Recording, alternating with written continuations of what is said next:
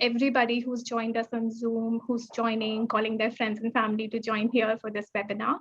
I'm Sarita, I work at Viapo, and today we are bringing you a webinar on animal agriculture as a cause of COVID-19 and brewing future pandemics.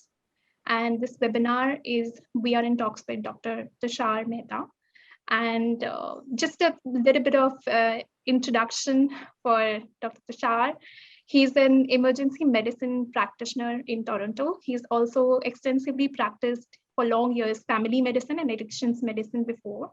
And he also does a lot of international health projects. He volunteers in them. And he's worked in India before. He's volunteered with a lot of rural communities in India. And currently he is working with an NGO in Haiti. And he's also a co-founder of PlantBased Data.org. It's an online database which collects extensive information on important academic and institutional literature regarding plant-based food, the impact of plant-based diet on health, environment, and animals. And he also, this database is publicly available. I've seen it myself, and I think it's a very good place, like a library that you have open to yourself to, review or reach out for literature to understand something like an impact of plant-based diet for what would happen, would we have pandemics in future or not. So, and thank you for joining us today, Dr. Mehta. It's wonderful because it's too early for you over there. It's 7:30 a.m. in Toronto, but you've decided to join us today. And I'm really grateful for this. So over to you. So yeah. Thank you, Sarita. And what I'm going to do right now, everyone, I'm going to share my screen. Let me see if I can do this correctly. Okay, so I can get my PowerPoint here. Okay, there we go. And I'm not sure if I can share sort of a part of my screen so that I can share just the, okay, no, I'm going to go into, okay, let me see, file, slideshow, play from start. Play from start. There we go, full screen. I hope you can all see that very well, see that properly. So now, what I'm going to talk about today is a very important topic that is not discussed enough. And that is that animal agriculture is very, very likely the main or central cause of COVID-19, as well as many past pandemics, and it puts us at great risk of future pandemics, okay? And so yes, my name is Dr. Tushar Mehta. I'm from Toronto. Here, I'm mainly currently practicing emergency medicine, but I've practiced family and addictions medicine in the past, as Sarita mentioned. I do some NGO work abroad and a lot of work in the plant-based space to educate people about environmental issues, health issues, zoonotic disease, and other things related to animal agriculture and plant-based diet, veganism, etc. And I'm very active here in Canada, but also work with people in India whenever I can as well. All right, so now that's just a little bit about me. And there's the website PlantBased Data right there, and the organization in Haiti that I currently work with. All right, and PlantBased Data is the sort of the front page there. I encourage you all to check it out. I'll talk more about it later. Now, the goals of this presentation, I don't want to go through them all right now, but I'm going to talk about the global footprint that humans and animal agriculture have. And then I'm going to relate that, and you're going to see how it logically relates to the problem with viral mutations that occur through our animal agriculture, and COVID-19, other diseases, and the future risk and how we can mitigate that risk. Okay, so let's first talk about the global footprint of humans, all right? And this provides a good context for our discussion. Now, the world population is currently about 7.8 billion people. And with our 1% growth, it does not sound like a lot, but that means that we add 1 billion people to the planet about every 10 years, okay? When you have our current population, it takes almost 10 years, just slightly over 10 years to get another billion people added to the planet. So we have a very, very rapid population growth rate, okay? Now, by 2050, we'll have about 10 billion people. They used to say, oh, we're gonna have about 9 billion people, but now it's pretty clear we're gonna have about 10 billion people by 2050. And a small change in the birth rate, a very small change in the birth rate can result in a very wide distribution of population in 2021. Like we could reach as many as 13 billion people, or be as low as just 9.5 billion people, depending on a very small variability in the amount of children that people have. And I'm not very optimistic about the way things are going right now, that we're going to potentially have a lot of people, okay, that we need to help people with through rights-based approaches, like education and stable incomes and everything like that to affect human population in a better way. Okay, now out of all those people, we have about 800 million people that live in extreme poverty. I've worked with a lot of people in India who are below the global poverty line of $1.90 per day per person in their family. Over 100 million people suffer food shortages, 40 million modern slaves, and 74 million people affected by war and conflict. It's terrible. These numbers are terrible. And things have gotten much worse since the pandemic. These are pre-COVID numbers. Moderate poverty, 4.2 billion people who live on less than $7.5 per day per person in their family. At the same time, the global rich are getting richer. Now, if you go back about 10,000 years and you look at the human population, humans made up less than 1% of the vertebrate biomass, okay? Humans were one of many thousands of species, and our biomass is very small compared to wild animals. But if you look at now, just looking at mammals, or this is data from one scientist, Vaclav Smil, who calculates that humans are probably about 1/3 of the biomass, and our livestock, the animals that we breed, are about 2/3 of the biomass. And animals, wild animals, make up less than 1% of the biomass, because we've crushed their numbers through human activity and changes in the environment that we've made, and killing off animals literally, and our own numbers have ballooned to these massive numbers, okay? And if you look at other data, there's more recent data talking about mammal biomass. Maybe mammals are about 4% of the biomass, and humans plus mammalian livestock make up about 96% of the biomass. So same order of magnitude, slightly different numbers. If you look at the chickens on Earth, just one species alone that has been created by humans, bred into existence by humans, outweigh all wild birds. And wild species are defined to be about 15 to 20,000 species of wild birds.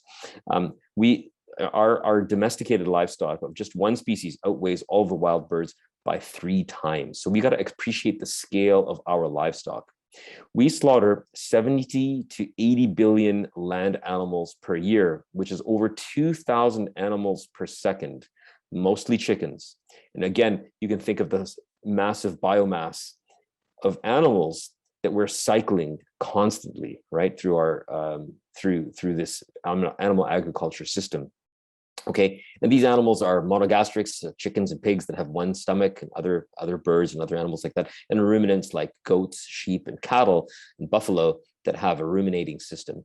Okay, and this slide just talks about how animal populations, many animal populations, have been cut drastically by human activity. All right. Now, the scale of our changing Earth, we have changed 75% of the land-based environment, 2/3 of the ocean environment, and about 3/4 of all freshwater systems are devoted to livestock use or crop use.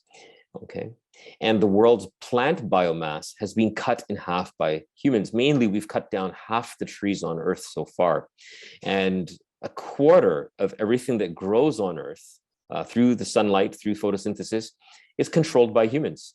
And agriculture occupies about 50% of the non-frozen surface of the Earth. All right. And this slide from Our World in Data shows that out of the 50% of the Earth that is controlled by humans, human agriculture, The vast majority of it, 77%, is for livestock use, and only about 23% is actually for crops that are grown directly to feed humans. But these crops that we directly feed humans with, plant-based agriculture, makes up 82% of our calories and 63% of our human consumed protein. And only, despite using so much land, the global protein supply is only 37% from meat and dairy and eggs. So that is a very small amount of protein considering the large land use and its great inefficiency. Okay, and what we see here is a type of ecological genocide that animal agriculture and all other human activities are killing off all natural life on Earth. And amongst all the things that humans do, animal agriculture is not the only major problem, but is one of the major problems affecting biodiversity, climate change, the major use of water, and causing other problems. And in this case, we're going to talk about viral mutations that occur in the animal agriculture system and the resulting zoonotic disease and pandemics. Okay, now let's define a zoonosis. Okay, a zoonosis is a disease that comes from animals and is transmitted into humans. Especially we consider those that come from vertebrate animals. So a vertebrate animal is an animal that has a spinal cord. Okay, so insects, not like insects, and those kind of things, but like whether it's a frog or a snake or a cattle, they all have a spinal cord, right? A spinal column. They're vertebrate animals. And these can be different types of diseases like parasites and bacteria and worms, intestinal worms, but we're going to focus on viral diseases. That's especially what we're going to focus on in terms of zoonosis. And COVID-19 is an example of such a virus that most likely comes from the wet market setting in China. Okay, so let's talk about some general principles about zoonotic viral disease. All right, now it's very important to know that out of all those thousands upon thousands of species within nature, the natural animals that are out there, many of them carry viruses, but those viruses generally stay within certain boundaries. They generally do not hurt the animal host. So in the case of influenza, the natural influenza virus that comes from nature is originally in ducks and other water birds. That's just one example, but this virus and most others stay within the same species or group of species that they have evolved with. They've generally evolved with those same animals over hundreds and thousands of years. They may have an ecological role to play amongst the animals in which they reside. There's innumerable viruses in nature. There's a very high biodiversity of animals, and therefore a very high biodiversity of viruses that reside within the natural population of animals, these thousands of species. They will stay within those same species and group of species, as I mentioned, and will usually follow the same geography and migration patterns along with those different animals. They generally do not hurt those animals, okay? And may be just part of those animals' lives and may be beneficial in some cases to those animals. So as I mentioned, influenza is there in ducks. It's generally an intestinal virus that stays within the GI tract of the animals. And it goes from one generation to the next generation of ducks that are residing in let's say upon a lake or within a small group or whatever. It just transmits one generation to the next, and generally harmless. If there was a harmful mutation in the virus, it may kill the ducks that it stays that are the host of that virus. So, and if it kills off that family of ducks, then the virus is generally going to die, because the ducks are not in contact with thousands or millions of other ducks. And if you kill off your hosts, then this dangerous mutation is also going to disappear. And in that case, the virus becomes stable over time, and any bad mutations sort of disappear within, from nature. Okay. But here's what happens when humans enter the picture. Okay. Humans collect these farmed animals, whether it's chickens and ducks and pigs and goats and sheep and everything like that. For thousands of years, we've practiced agriculture where we collect many animals together that in nature, there would not be so many of those animals together. In most cases, there are examples of animals that do reside together in high numbers. But again, like I say, they've evolved that way. They've been like that in those patterns for thousands of years and have co-evolved with any viruses that exist with them. But we bring new animals together in even higher numbers. So what we have is we may have a chicken farm with thousands, sometimes hundreds of thousands, and now even millions of chickens residing together in our farms. And when our chickens come into contact with wild animals, because our farms are usually located outside of our cities, and they're located, as we clear natural areas, they're located on the border of natural areas. And therefore, our animals, our domesticated animals, are always at risk of contracting viruses as they interact with wildlife or other animals that are on the fringes of the border between human agriculture and the wild, the wilderness. Okay, so bats and mice and other animals and birds, other birds come into contact with domesticated animals, can pass on viruses to our domesticated animals. Now, within our domesticated animals, we have so many animals together that they spread viruses amongst each other. So you get this amplification, this high number of viruses that are generated within our animal agriculture. Within our animal agriculture now, you have these enormous numbers of viruses that are going around, and often our animals in domesticated settings in our animal farms are already sick because they're so stressed from the farming process, and they will sort of get these viruses from each other. Now, in this case, dangerous mutations have a higher chance of occurring because, first of all, with a high number of viruses, you have more mutations. When viruses cross the species border, you have more mutations as well. When they go from chickens to pigs to cows and et cetera, you get more mutations that way. And now, if a virus develops dangerous qualities, it may kill off its host, but it has thousands of other hosts very close by that it can spread to very easily. So dangerous mutations may actually have a better advantage of spreading than the stable mutations that have existed in nature. So you get many mutations and mutations that make the animal sicker in the farmed setting. So you get this amplification and higher number of mutations, and then some of those mutations can affect humans. So you have pathogenic mutations.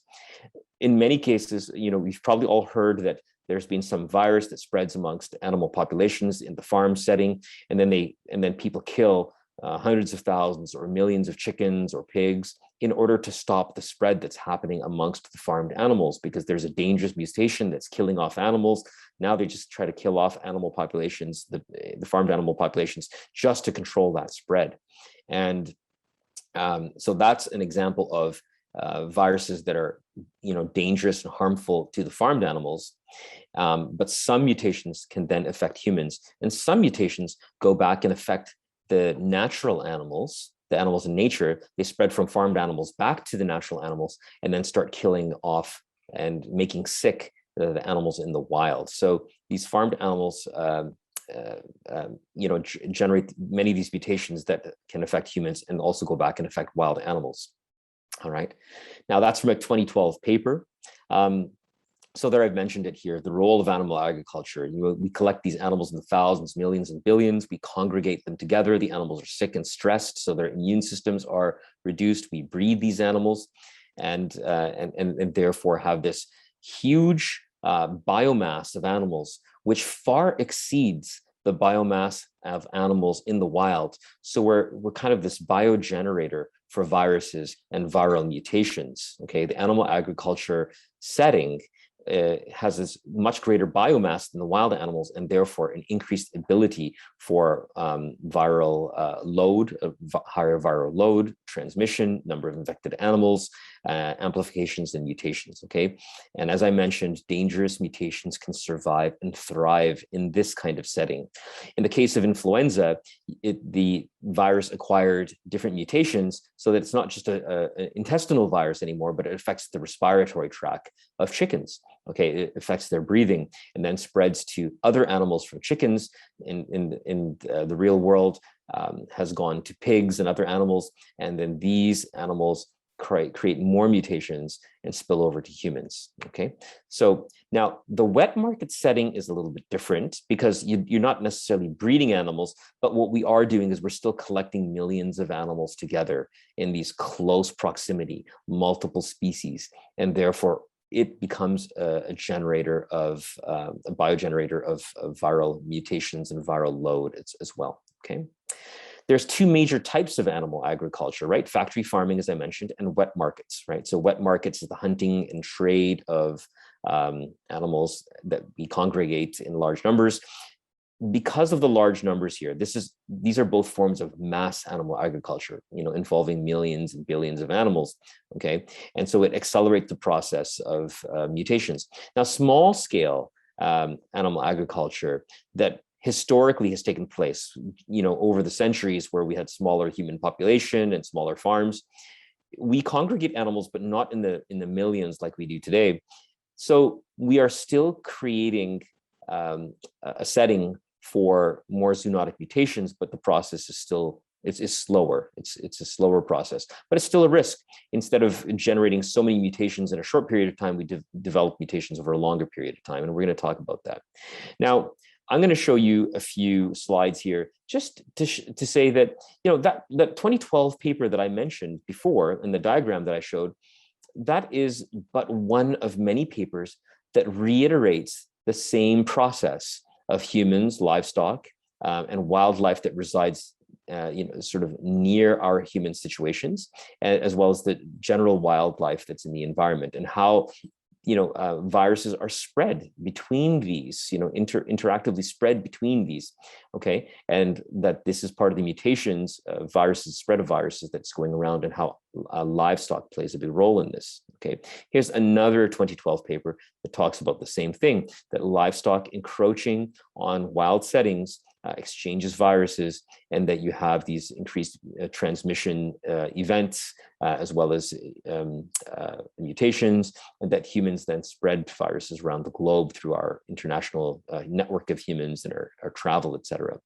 Now, COVID-19, in this, basically, scientists knew that we can get these kinds of diseases, and COVID-19 was a predictable event, because as we have this mass animal agriculture somewhere, whether it's in the US, whether it's in India, or whether it's in China or some other country, animal agriculture is going to result in viruses that cause pandemics. So this was a very predictable thing. It happened in China, in Wuhan, in this Hunan wet market, but it could have happened elsewhere too, okay? It's just a matter of chance as we generate all these mutations. When we look at coronaviruses, there are three major disease processes that have come from coronaviruses to humans. First was SARS 2002, and then there's Middle Eastern respiratory syndrome, and finally COVID-19. Now, the first came from civet cats, again in the wet market setting in China, another wet market. The second from the Middle East, where camels are domesticated and they became an intermediate host for this virus. So there's the natural reservoir of the virus, which resides in bats and other wildlife. And then bats often spread it to other animals, especially domesticated animals, because bats like to come and hang out in our large warehouses of animals, and the massive barns that we have. Those are ideal places for bats to go. And the bat urine and bat feces can spread the poop and urine can spread to the domesticated animals there. And in the case of COVID-19, the closest related virus that we found to COVID-19 essentially comes from pangolins in the wet market setting, but there were many other animals also affected, but the pangolins were host to the most similar virus. Okay, so a small mutation step from the pangolins virus could lead to COVID-19. Okay, and again, just another slide demonstrating the natural reservoir of the virus the types of not domesticated, but wet market animals that were infected, and how domesticated animals are also infected by by coronavirus species, subtypes, and how these both can then spread back and forth to humans, okay, and then amongst humans itself, okay. Another paper showing the same process. And here, this pangolins from a wet market, that's the animal that had the closest resembling virus to COVID-19, all right. SARS 2002, 2004 from Guangdong. Palm civet cats were probably the intermediate host there.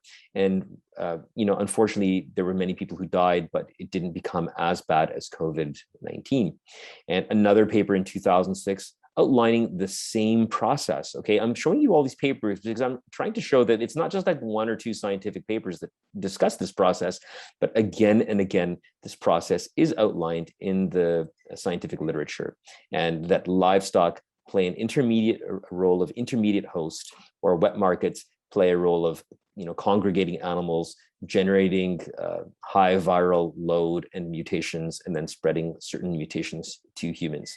Here's another slide from a paper showing how these mutations occur, and you get a coronavirus progenitor that splits into different mutations, affects a few animals, and then there's subtypes and subtypes that affect, peafowl and different bats and civet cats and pigs and giraffe and cattle and humans and so forth, and affect different organ systems. And these mutations, when you have so many animals, when you have millions of animals, you get so many mutations. Now, other than COVID-19, there are different viruses that come from the bushmeat and wet market trade, okay? So now let's talk about HIV. There's a bushmeat and wet market trade that occurs in Africa, and it's not just a small trade. This involves the trade and capture and slaughter and butchering of millions of animals, okay? And one of the types of animals are primates, so different types of monkeys. And HIV comes from these monkeys to humans, okay? And it's not a single event where a human was infected by an animal.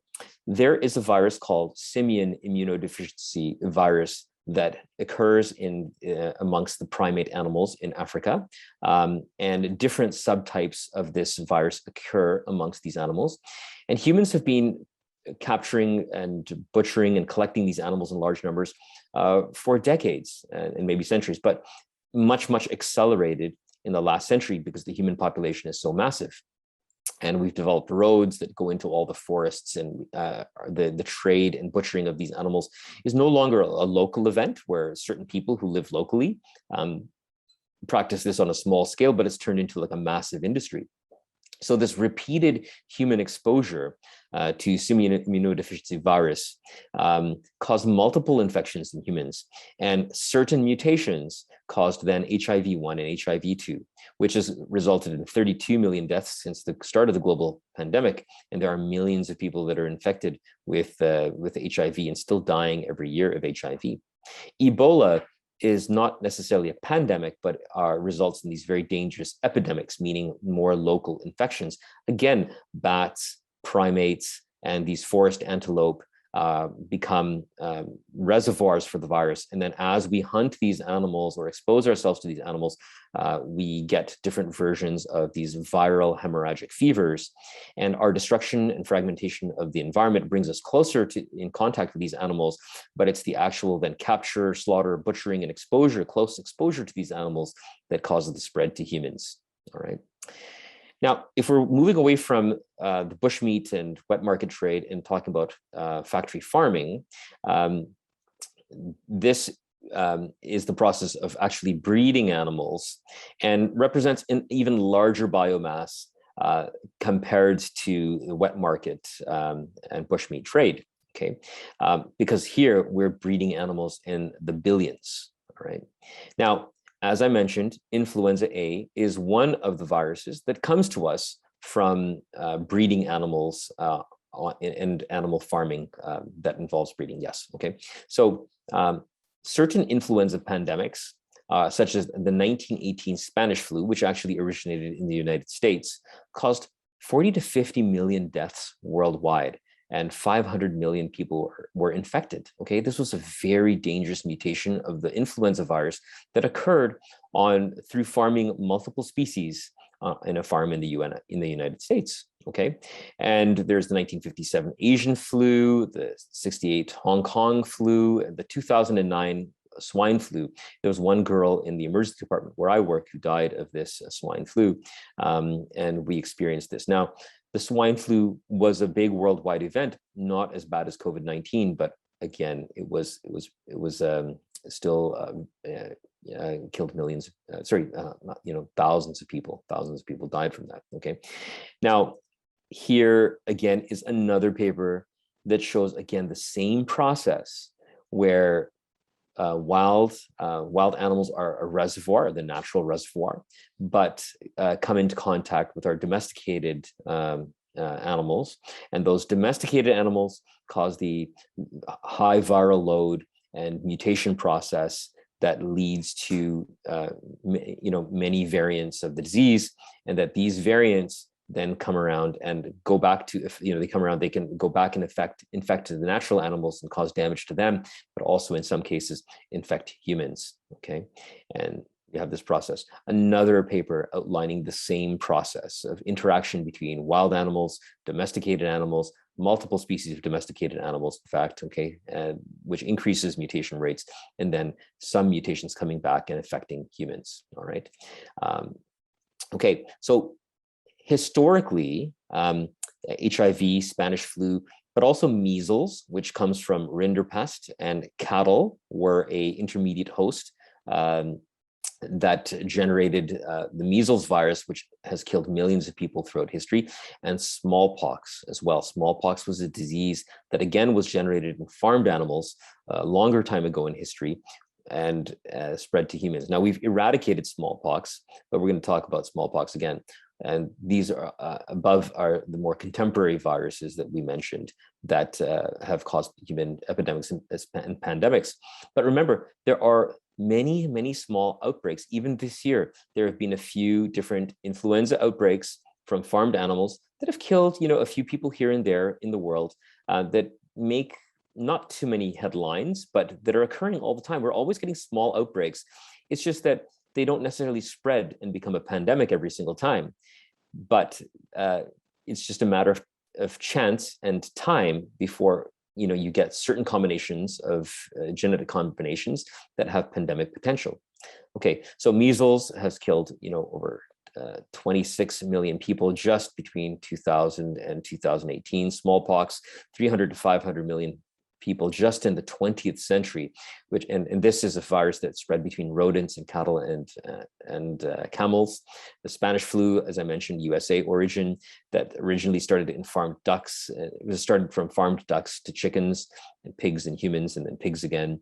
Okay, and killing so many people worldwide, 40 to 50 million people. Now, environmental degradation plays a role in this, okay? But a lot of people just like to talk about environmental degradation, but they don't like to talk about the animal agriculture component. Environmental degradation, humans are always causing deforestation, and the major cause of deforestation and other environmental alterations that we do is because of animal agriculture, because that is the single human activity which uses the most land on earth compared to any other human activity. Okay, as I mentioned before, we use 50% of the earth's surface for agriculture, and 73% or more actually of our agricultural land use is for animal agriculture. So we are cutting down the forests and infiltrating natural areas all the time for our livestock, and therefore putting our livestock in contact with wild animals and acquiring viruses from wild animals. So we cause habitat destruction, we drive wild animals out of their environments, and humans and livestock enter into the territory of wild animals all the time. So there's a lot of contact between livestock and wild animals and humans.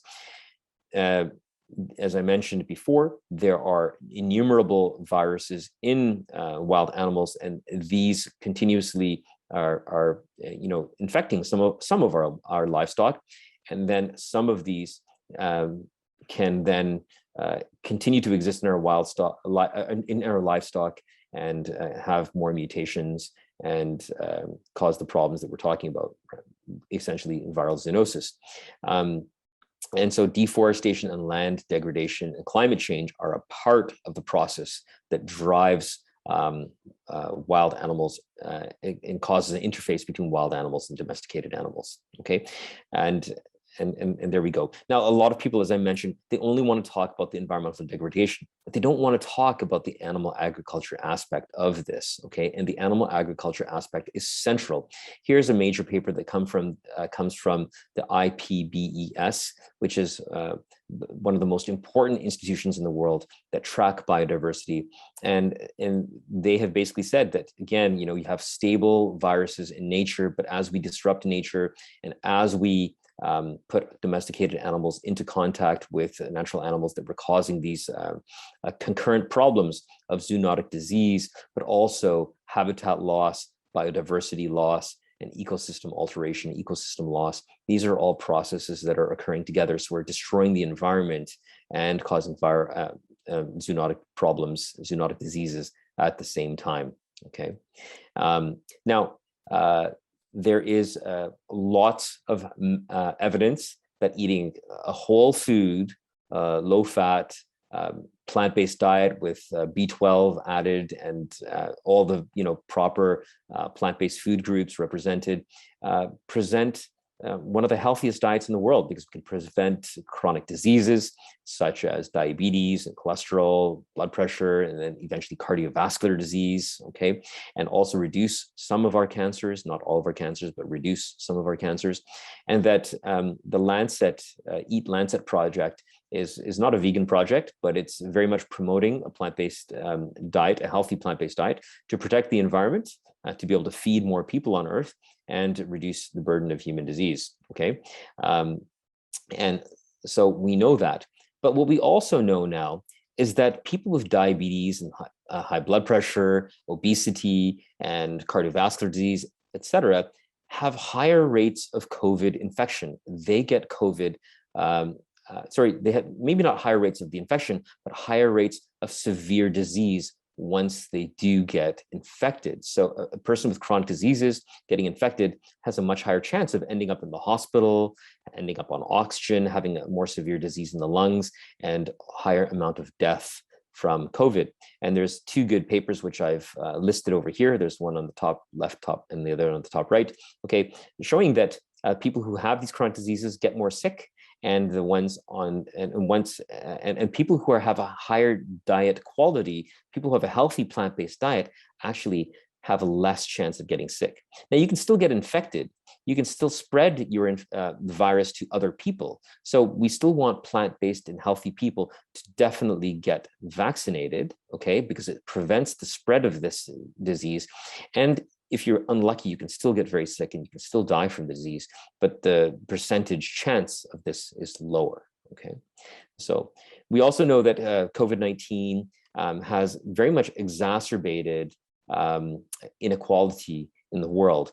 People who have lower income status, lower education, poor access to healthcare, less access to vaccination, racial inequality, people who work in slaughterhouses, which are usually poor people, they have had much more burden of COVID-19 disease.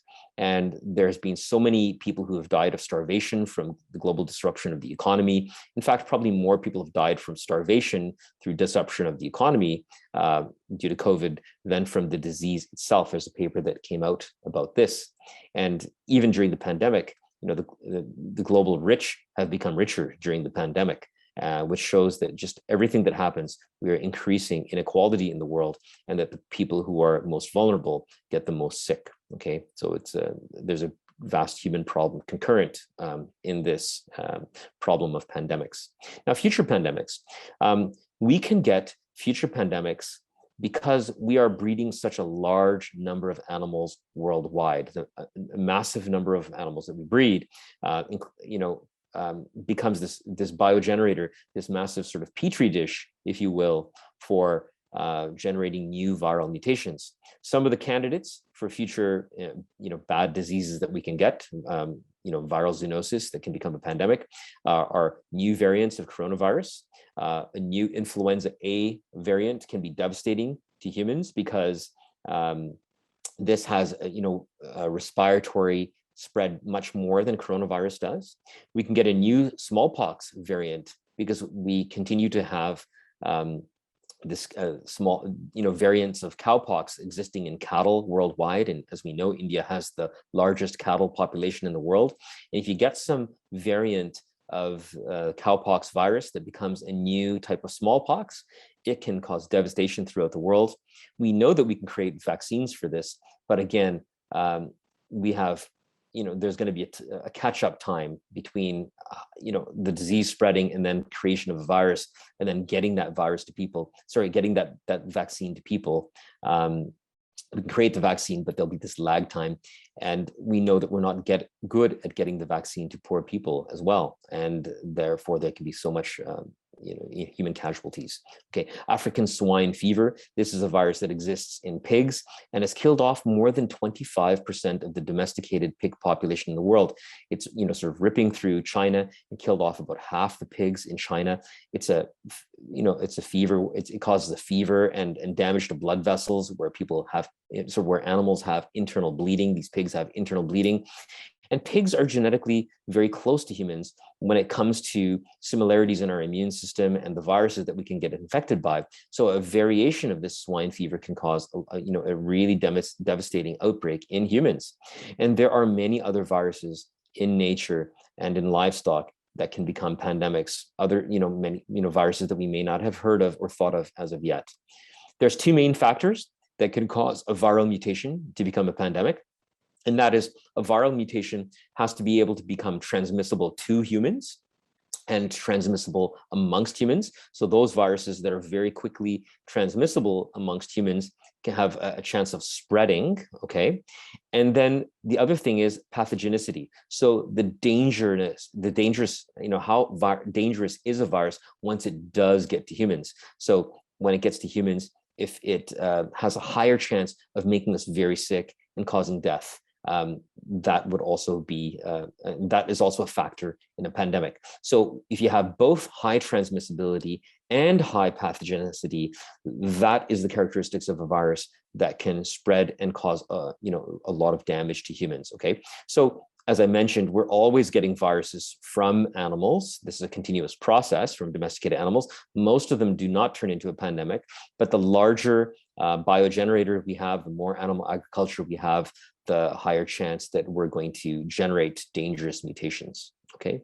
And just again, another paper showing the same process and talking about how new mutations, new viruses, emerging infectious diseases, are due to these wet markets, wildlife farming, domesticated animal farming, and wildlife hunting. These things all combine to give us, risk of new zoonotic diseases that we have not seen before.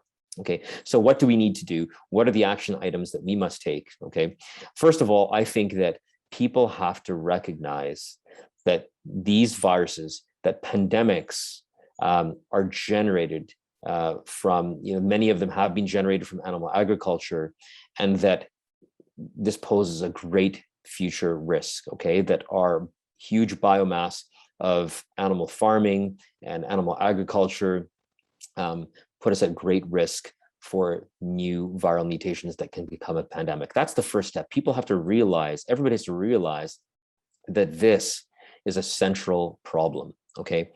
And that will motivate us to use less animals. We need to use less and less animals as possible and eat more and more of the healthy plant foods as possible, okay? And the evidence shows us that this is healthy for us, that it can feed more people, and it's also better for the environment, right? And we should also think now that it reduces our chance of getting new pandemics, okay? We have to address the massive human population inequalities and human rights problems that occur in this global in our global human family, okay? And stop our relentless takeover of nature and natural land and disrupting ecosystems through agricultural expansion, but also reduce our material extraction and human settlement and deforestation that occur through other means aside from animal agriculture. We should give land back to nature. We should take our agricultural land, if we're eating plant-based, we need much less land. And so the extra land can be rewilded and create a bigger buffer between us and wild animals. Okay, we need to also talk about how we can reduce our material economy and sort of energy economy and have a stable degrowth in terms of our use of energy and materials, and therefore restore nature and protect biodiversity. And these things all have to happen at the same time. But the animal agriculture component is very, very central. And I should have mentioned that the next pandemic that we get can be worse than COVID-19, okay? It can be 2 times as bad. Maybe you have double the mortality. You're gonna have 5 times or 10 times the mortality, depending on the transmissibility and pathogenicity of new viral mutations. And that would devastate the world far more than COVID-19 has done. Think of all the impact that COVID-19 has. Just imagine double mortality or 5 or 10 times the mortality, what the impact on the global human population will be. I want to give some credit to Dr. Michael Greger, whose book I highly recommend, and who's done so much work in the area to educate people about this problem. For many years, he talked about this problem,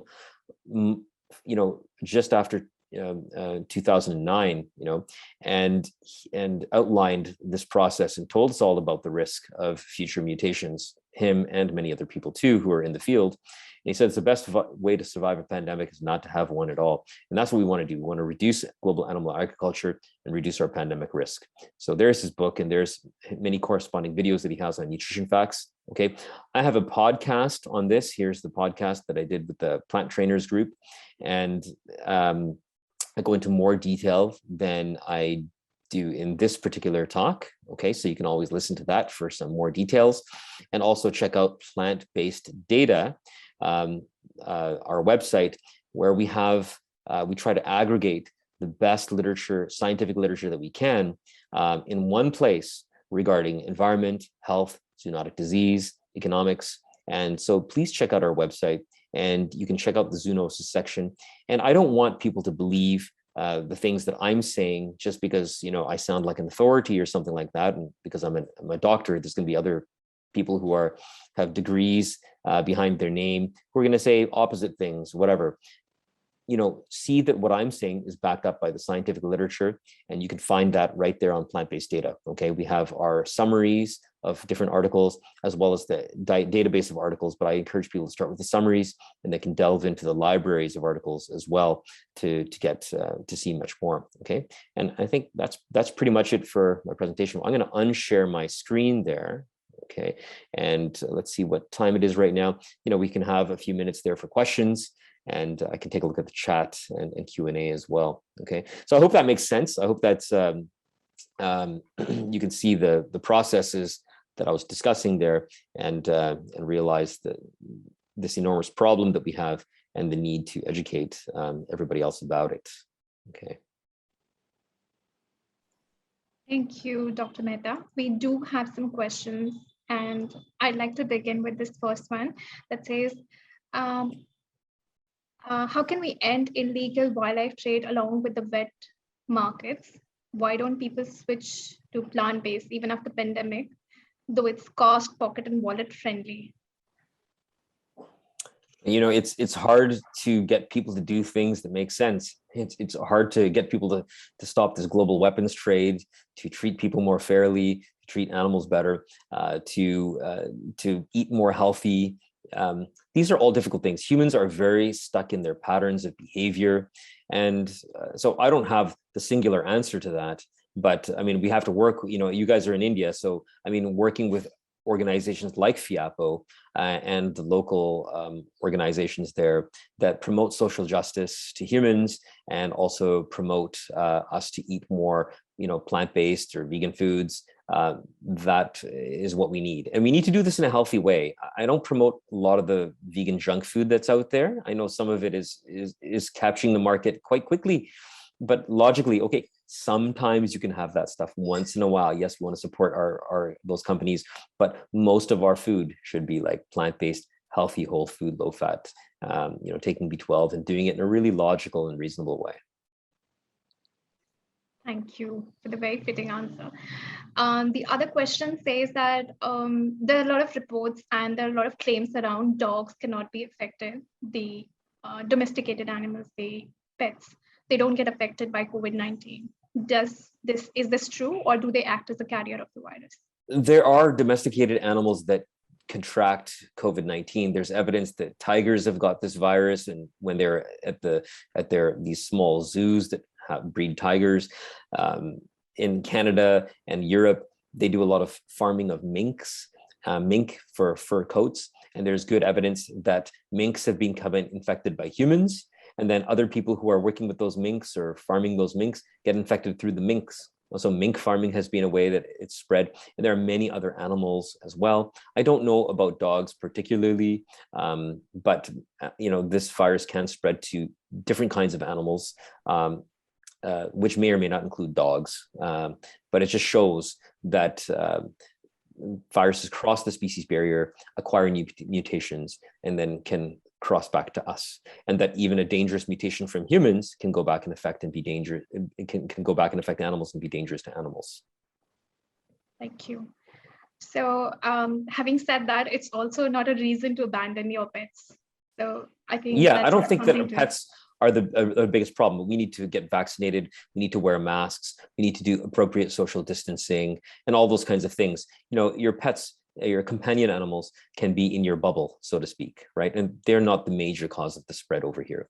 I just see another couple of questions over here. I thought that even those who are vaccinated can still be infected with COVID-19 and spread the disease. Is that correct? My understanding is that vaccination reduces the risk of serious disease and death. Thank you. Yes, 100%. So the vaccine, nobody has ever said that the vaccine is 100% protective. Nobody's ever claimed that.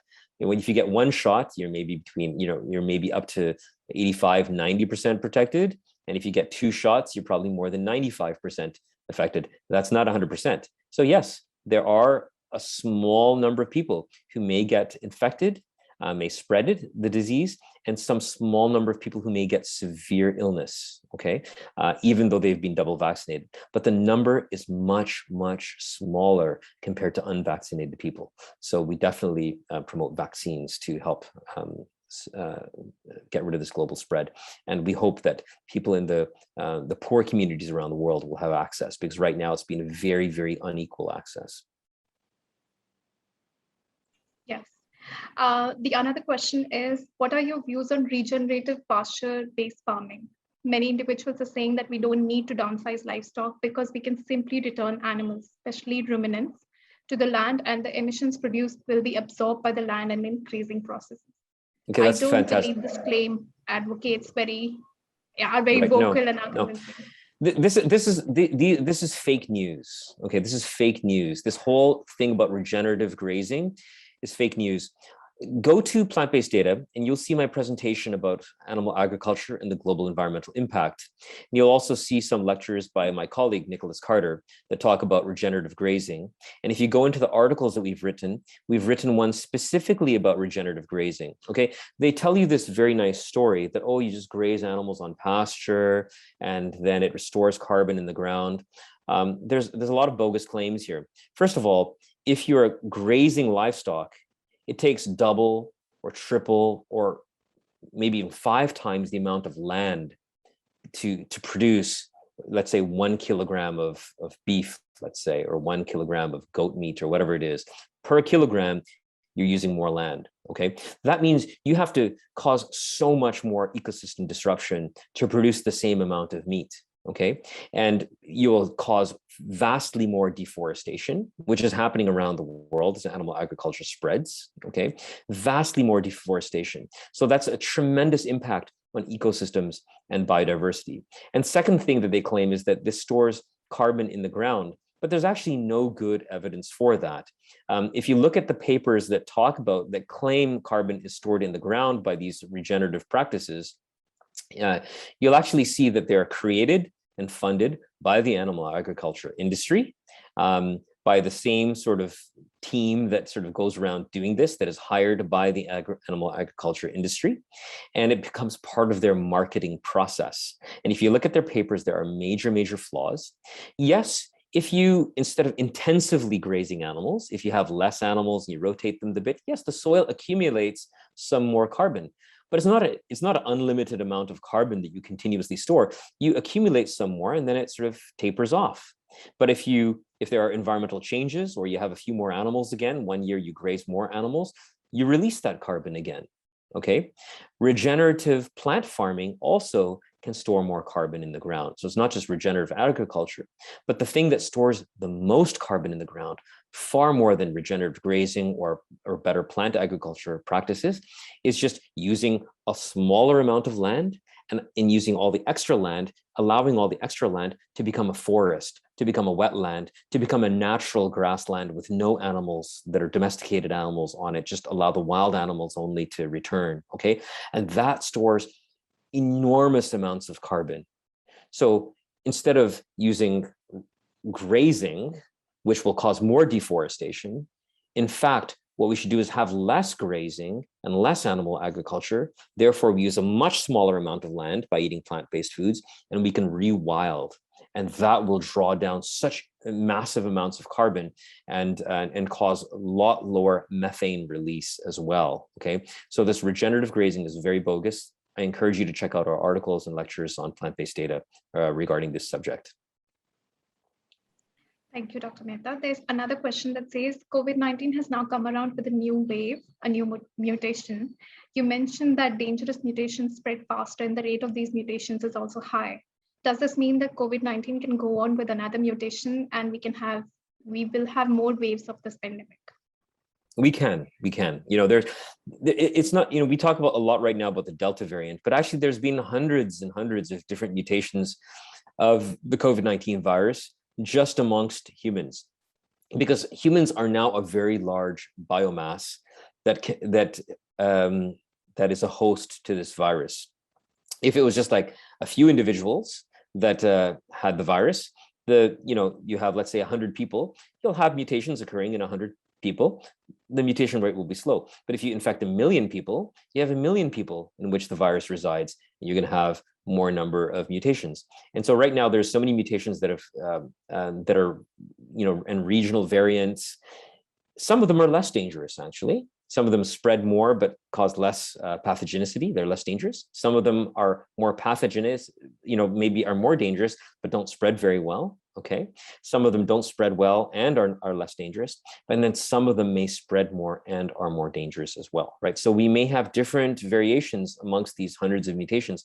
And there are still chances that you could have mutations that spread quicker or that have a higher chance of infecting people that are vaccinated, etc. So what the goal is right now is to vaccinate as much of the global population as possible, eliminate, and have the least number of people infected by this virus, hopefully getting down to 0, okay, if we could, and then you're not going to have any more mutations, or you'll have very few mutations, and therefore reduce the risk of a dangerous mutation and new wave coming. So the masking and social distancing in areas where the virus is active is still very important, and vaccinating the global human population is still very important. Thank you. There's another question that says, whole food vegan diet produces significant antibodies in just a few days, while animal food antigens and perhaps overall better. Then COVID vaccines with virus mutating and vaccine unknown for future negative effects. These vaccines are known for unknown future negative effects, they're saying. And also COVID vaccines are tested on animals, both initially and each batch for pyrogenicity, though there are some efforts for not testing on animals. What's your take on this? Okay, I think that's a nice question. Unfortunately, so whoever's asking doesn't have an understanding of science.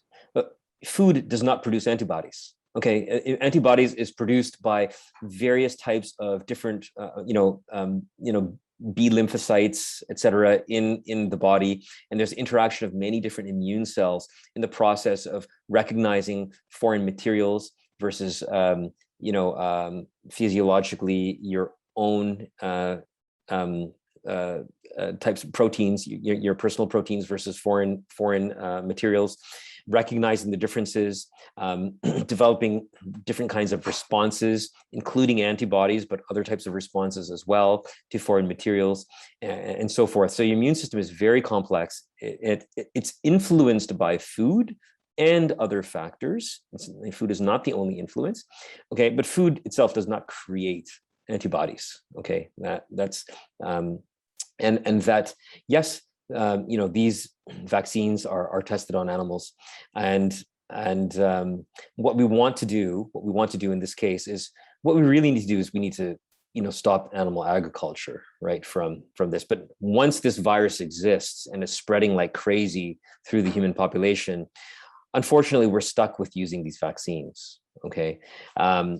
We do a lot of things that affect animals, whether it's animal testing. If you buy a vegan food and it's in a plastic container, that plastic container is going to go back and affect the global human and animal population for thousands of years. The chemicals from that plastic is going to sit in the environment for thousands of years, even if it's a plant-based food, and it's going to cause disease and deaths amongst animals and other environmental problems as well. Okay, we are doing all kinds of things that affect animals. In this case, I would say that vaccines are a high priority, and despite the fact that they may be tested on animals, we still need to use them. In the future, we want to develop more and more techniques of developing medications that do not involve animals, do not involve animal ingredients, do not involve animal testing. So I encourage everybody to support organizations such as Physicians Committee for Responsible Medicine and other organizations that are, and become a researcher yourself on developing alternatives to animal testing and animal experimentation, and develop better models to develop better medications, right?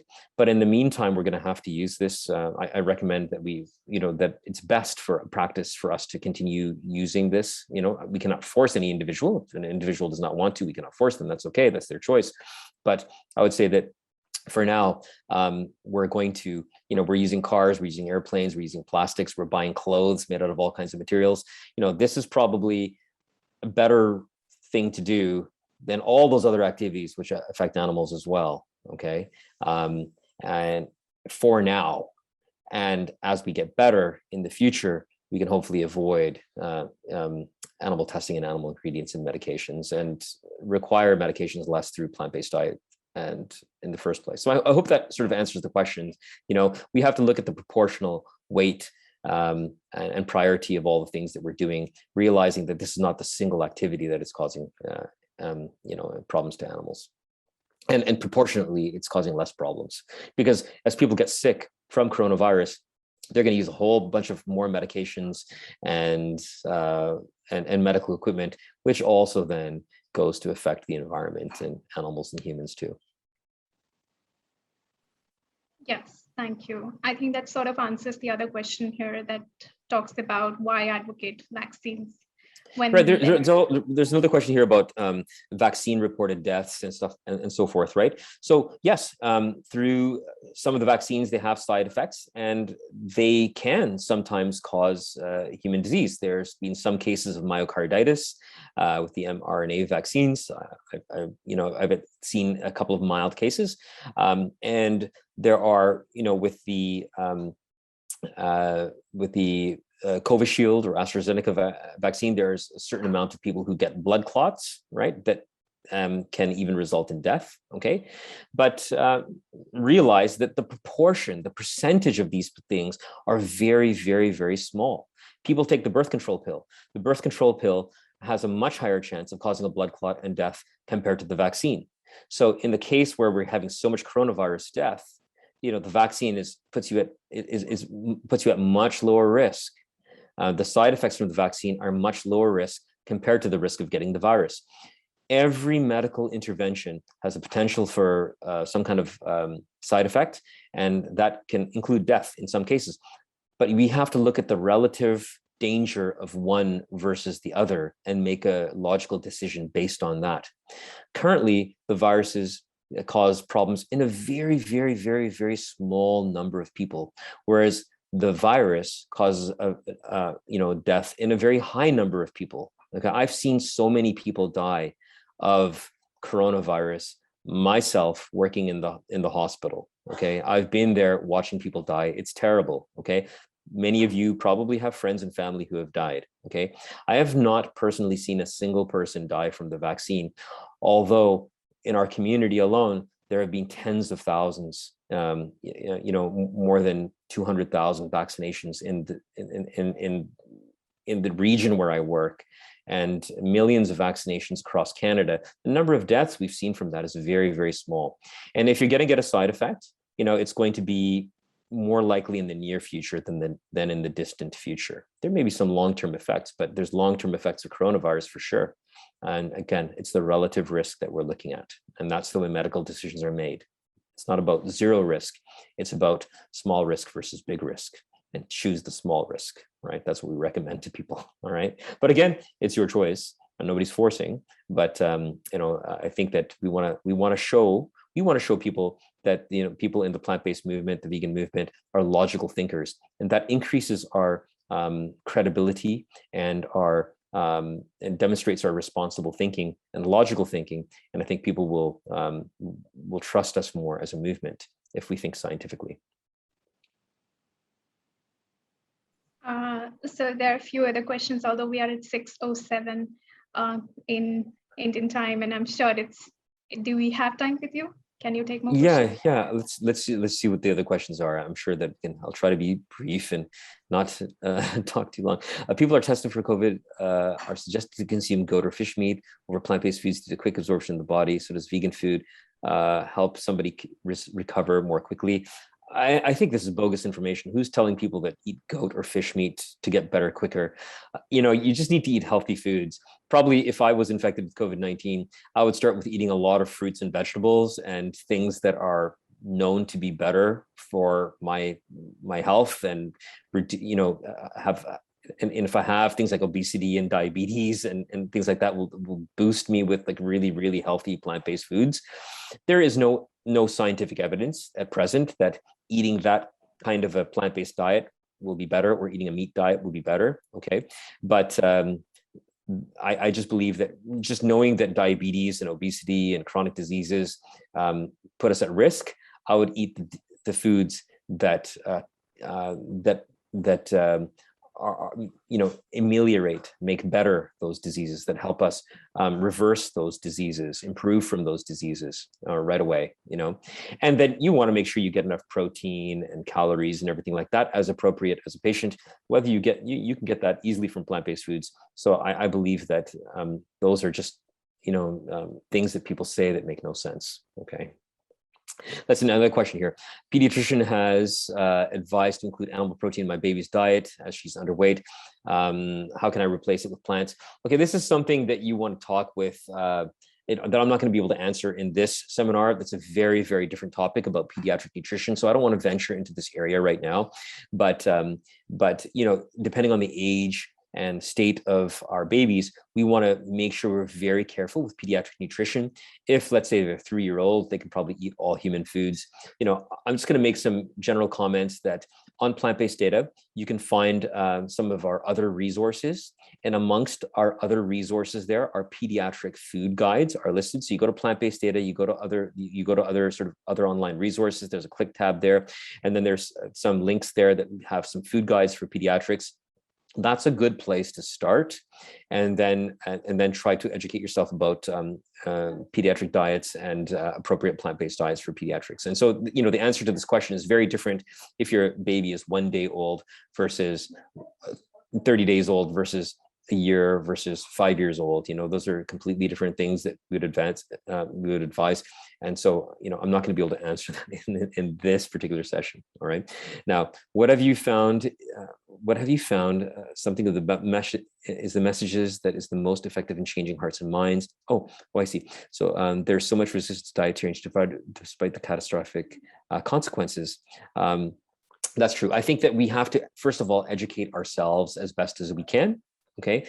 And we should know the best information about nutrition and be scientific. Remember to talk about things like B12, et cetera, okay, and eating adequate amounts of protein and other nutrients that we need, and really learn what goes into a good whole food plant-based diet. Okay, so educate ourselves best, educate ourselves about health, environment, zoonotic disease, and other things related to the diet. So first of all, we are best informed, and then second of all, we try to do the most effective different kinds of awareness. Me as a doctor, I do things that are specialized with my skill set. Other people are good at social media. Other people are good at setting up food activism, starting restaurants and sharing the best, most amazing, tasty plant-based foods. Some are going to be business people. We all want to use a multi-pronged approach to do these things. And again, I think that organizations like FIAPO and others in India are great role models and people to work with. There's a Veg Fest that occurs in Mumbai and other places too. I think these Veg Fests are fantastic. They attract a lot of people. So let's get in there.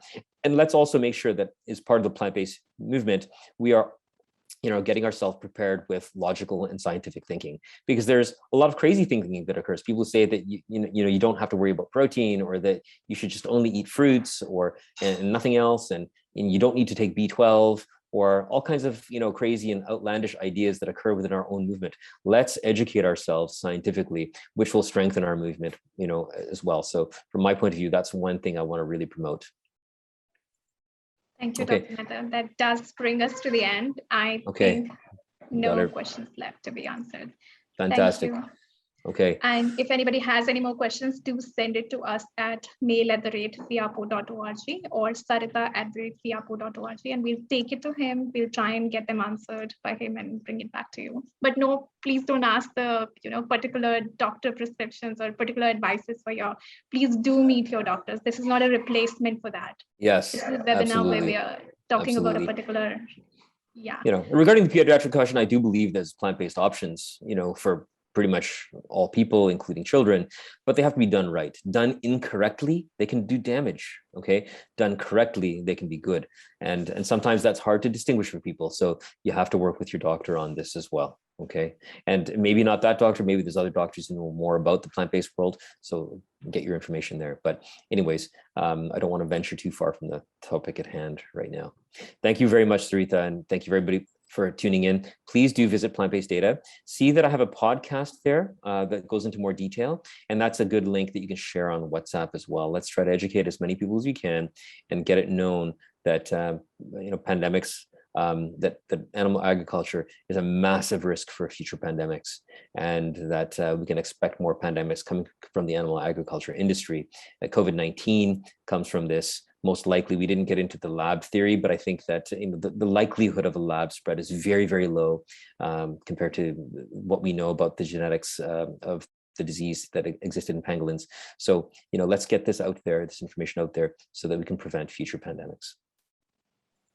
Yes, and like you said, it's very important to be well informed when you're trying to talk about a subject with people. You need to know where you're coming from. On the thing, I have like a good set of references. Okay, check it out there. There's a good set of references you can check out. Okay, listen, we've run out of time. Thank you so much, everybody. Thank you, Sarita, and the whole team for organizing. Okay. Yes.